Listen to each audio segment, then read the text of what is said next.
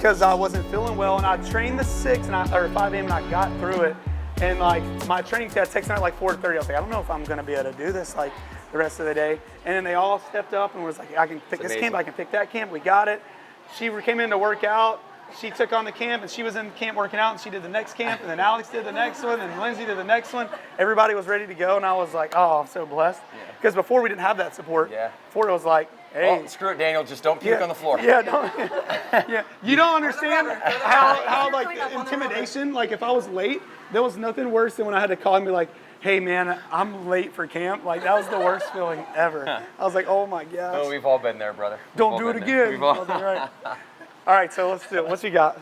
We've come a long way, haven't we? Yeah, we have. Well, first of all, what's that? 9:20? Okay.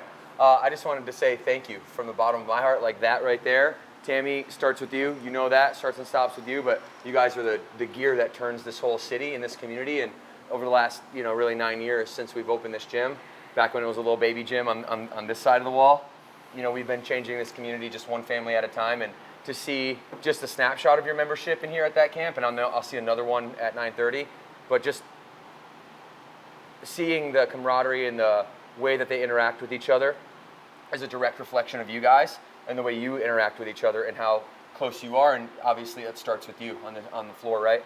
So it's exactly what it's supposed to be like. Mm-hmm. I'm gonna give you some feedback. There's some things that Daniel has with him that have been in his back pocket for a really long time, and as we've evolved, the organization has evolved. As you become really good at something, a master and expert at something, that's the way to do it, right? And there's some things that just like fine-tuning things that I want to talk with you about, but overall, it's like that's just gonna get you from phenomenal to like phenomenal plus. It's like there's like little distinctions at this point in time. But like if you see a professional athlete, I don't know, let's just say Tiger Woods, because nobody can really understand how to swing a golf club, but you see what his coach says to him, one of the best golf players in the world, he'll come up and whisper something into his ear. Like you'll see the practice swing he takes before that, his coach will give him some instruction, you'll see the practice swing he takes after that. To you and I, it doesn't look any different. But to him, all he did is deviate his wrist 1.5 degrees. Just a little bit, just enough so that ball does what he wants it to do.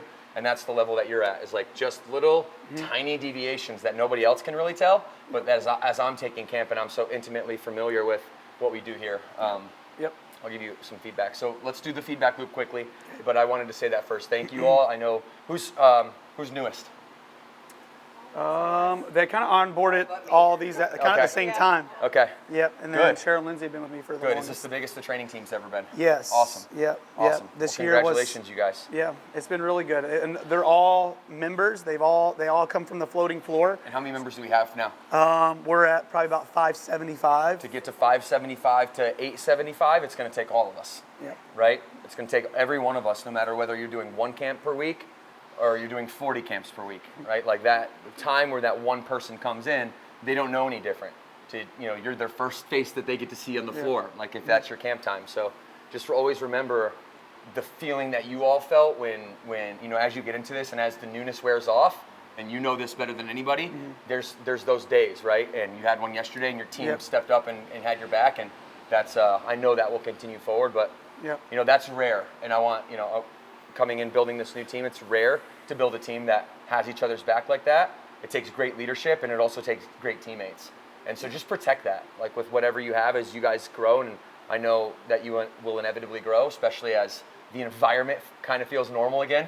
After a long time, it was like a dumpster fire, and then the fire went out, it was all smoky, and then it's like, there's still garbage in 2022, and now it's like, all right, they took the entire dumpster away, it feels like the normal environment. And so, with that being said, all this stuff is kind of coming to a convergent point at once, and I think it's also time for you guys to get from 575 to 875, and kind of reclaim that top spot, because let me challenge you competitive people a little bit. Mooresville for the first 8-9 years was always right there in the top 5. We're still in the top 20, don't get me wrong, but now, as new gyms come online, I hope you take that as I hope you take it personally, right? The camaraderie amongst each other is the nucleus that's going to drive that forward. And you ebb and flow in these types of things, and seasons ebb and flow, but getting back to that 800 mark would be my goal with this team and with your leadership and the size of the gym that you have now. right? And the opportunity you have. So would you like some feedback from me? Yeah, absolutely. How was that camp, by the way? Go first. For you. I think it was good. It was fun. Start out, I had a blast out there, really interacting. Like when you got so many trainers in there in a camp, along with yourself, and then just the energy, even on like an upper body day, was electric. I had a blast training. I can say that. I think the organization and the flow was good. I think that the spacing and the equipment, like everyone kind of had what they needed. So I think the pre-camp setup was good for the capacity.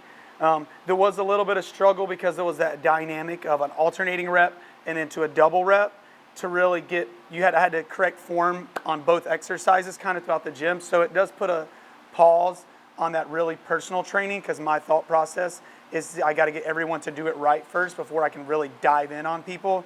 So that was kind of like that barrier of when to get everyone right, 50 people right, then when to start transitioning in your countdown when it's such a short time frame on a strength day without counting reps and it being a time frame. So that was sometimes like navigating hands down or how to switch your hands or where your feet should be or the chest press was a little bit of a battle, I think, in that camp.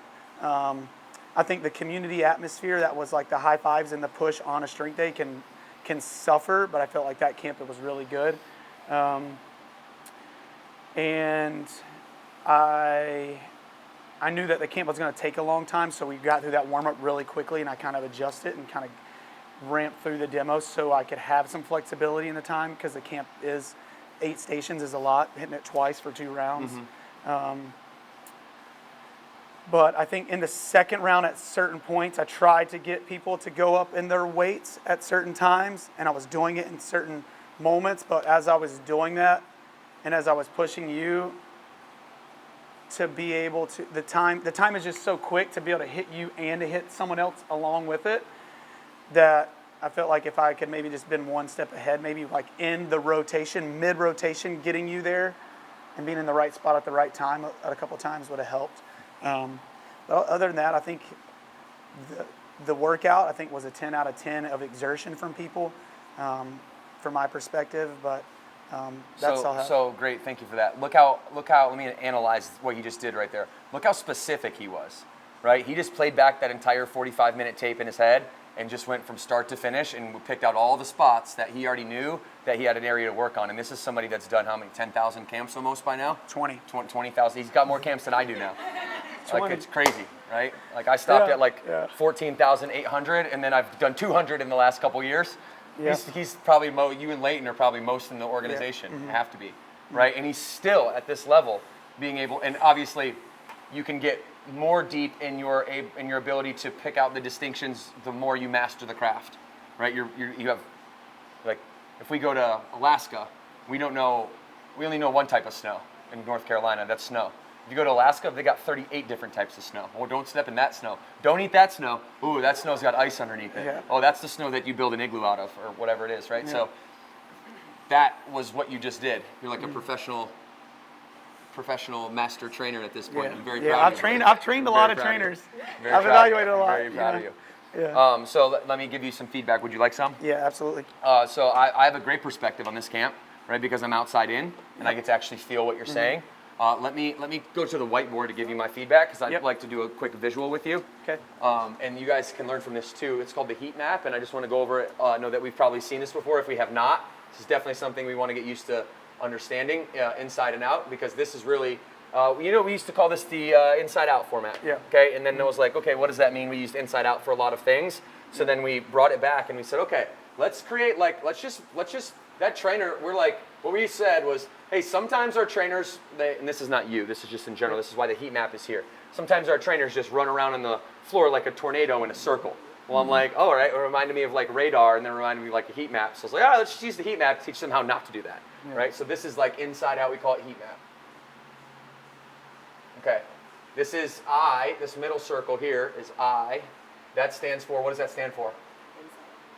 Individuals, and that equals intensity. That's a good way to think about it.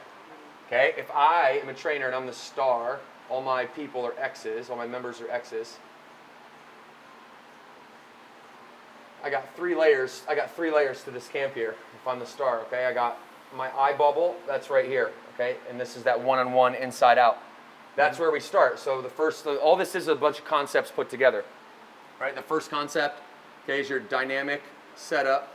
You go right into, you mentioned it, that quick form scan, okay, and then you go right into heat map, and that's pretty much it, right? And so all the concepts from there kind of live inside of this. So I'm kind of focused right here on this one. So you've already done your dynamic setup. You've already sat back and said, all right, where's the people that just have the worst proprioception in the room? I've got to go find them. I've got to triage them right away. You've done that.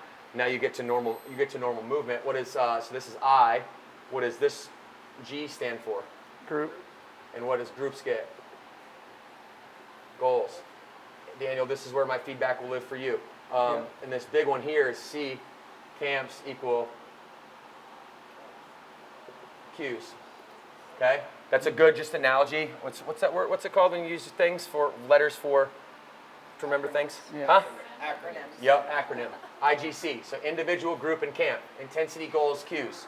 Okay, just the easy way to remember it. So it's in, and then we're working inside out here. So as soon as I get done with my form scan, all right, boom, I find my first person and I start right on them. All right. Now,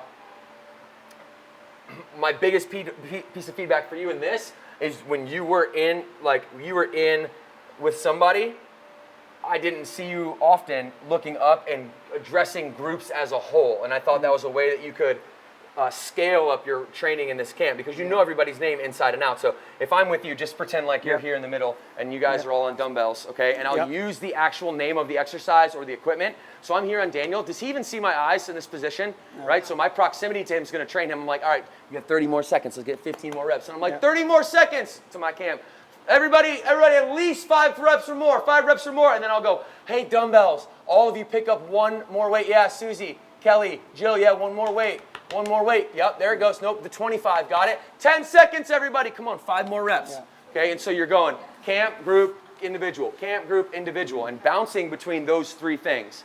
That way it gives you a framework to work within. Now, once you're down with that individual, you'll see in my camp, my eye bubble has a little plus next to it. I'm going to have, because I call this make your posture bigger. I'm going to have, you'll see me down with 6 people at once with proximity, doing this, touching them with my toe and making sure that I'm flipping them weights, this, you know what I mean? So you'll see I'm having fun, but you'll see how it's everybody in a 5-foot radius. If they're in my 5-foot radius, they feel like I'm only focused on them. And then if I'm up looking out at groups, keep in my head, I call it sit, stay, and swivel. So I'm going to sit down with these people, right? I'm a personal trainer, so I love that intensity of that position right there, beating on the floor, tapping them on the leg, breaking their bubble, getting in there. Touch builds connection, so touch builds trust, right? But I'm barking at everybody else in whatever way that, because you guys all have individual relationships, right? If it's you, I'm gonna be like, Daniel, come on now, you already know, right? If it's somebody that's brand new and it's on their 2nd week, I'll be like, hey Jill, I know you can do it. That one, I know you can. Come on, I believe in you. Let's go. Right, and so I just mirror my call out over the mic with whatever that person needs to hear, and so within this group setting here, right, there's a little derivative of names. So I'm giving that group goals. Hey, dumbbells, we have 30 reps in 20 more seconds. Jill and Susie, I said 30 and 20. You had 32, right? Because I know they can do more. Right? So you don't lose the craft of personal training in a group setting.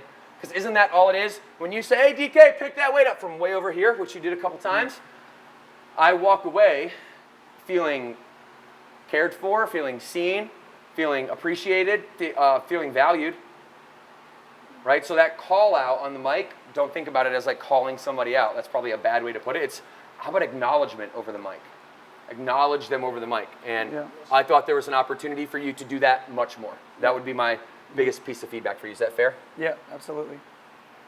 Anything to add to that while we're in this setting? I think all that's fair, and it's things that I go back and reflect on, like with my trainers in Florida or the trainers that I work in here with Burn You and things, is that this stuff isn't easy, right? Like that's what makes Burn what it is because to do that, like how much stress and strain on the trainer's body does it take to do that? Because you can't do these things by like your leisure intensity in camp. And I see that Like, and to maintain this is difficult. Like, yeah, but this is a great goal to like evaluate and feedback on where do I need to regain my focus because I know I'm capable of doing it, to like get back to the roots of executing it properly and doing it and not fading away and letting some of this just kind of slide and erase away. So I see that with a lot of trainers too, is that having that self-evaluation also on your own is like, what is my heat map?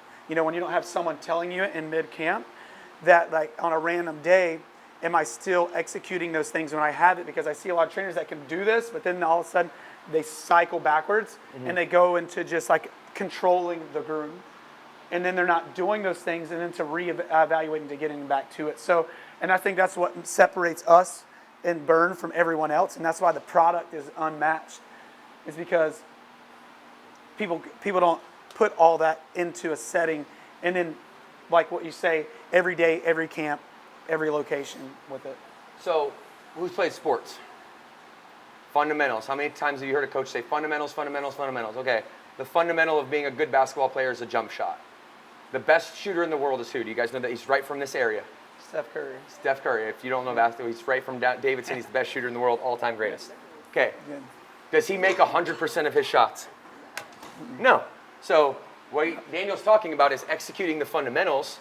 Shoot 1,000 jump shots a day. Keep practicing and practicing and practicing. That way you're prepared to make as many as you possibly can.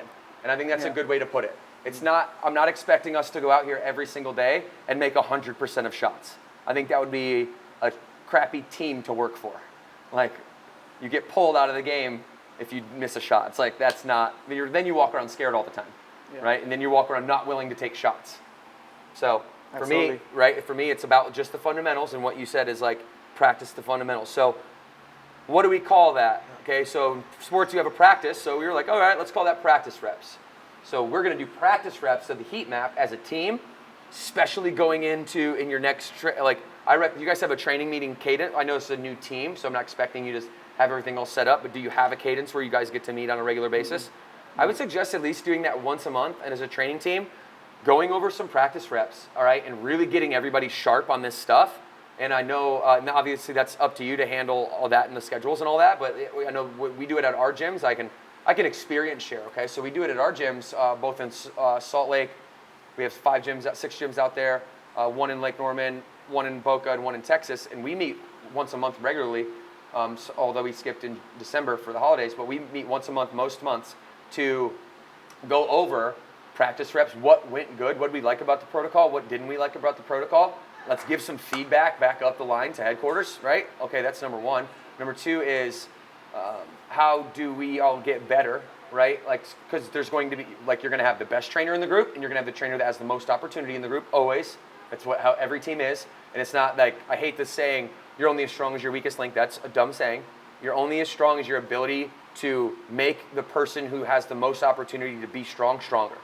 I like that much better, right? Because that insinuates that there doesn't need to be a weak link. There just needs to be somebody that might not be as strong as Daniel, right? Which is probably a realistic way to look at it too, right? Because he's pretty freaking good, right? So get together, then your energy, all the stuff that you've learned, you get to transfer that to this group. They get to transfer it to the members, and you have that ebb and flow, that meeting of the minds, if you will, and you come apart. And you guys can also educate him and give him a better perspective. You two especially, because you've been together for a while, so it's like you newer trainers can come in too, and you've been taking the BLP stuff, and you've gotten the fresh perspective and a new look at the evolution of how we've done it, and you can bring in a new perspective, to the leaders, and they have open hearts and open eyes too, to make sure that everybody is working together to execute this at the highest level. Because if we don't execute this at the highest level, what do we sacrifice?